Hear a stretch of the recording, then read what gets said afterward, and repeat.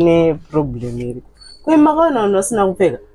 Wapi ndakasika omba kwenye omba ndakaona na chumburuka chichema nyuchi dziri kuruma yawe chiji kunetsa paita rimwe dambudziko. Zviri kunzi zvoni muri kufana kuya kuzoripa. Kuripa chi?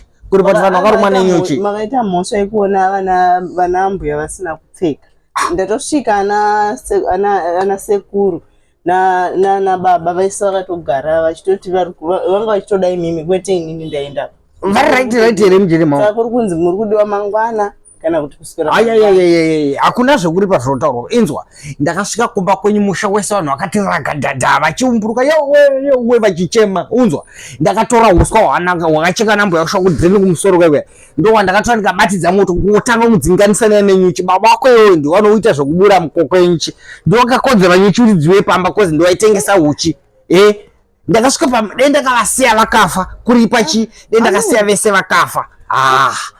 Ndakangwana makazvimba pa. Ndakaenda karumwa ndakafirwa nokumba kwenyu kurumwa nenyuchi nhasi nodzi ndiripe inini. Ndoripa kuti ndakaona wakakumura handizi kuti akakumura asina kukumura ndiani ivo vaiva vakarara pasi vachiumburuka vachichema chete. Unzwa mhosva yangu ndei yekuti ndakavanunura moto wangu ndakavabatsira moto dendisina kufunga kubatsira moto vakafa.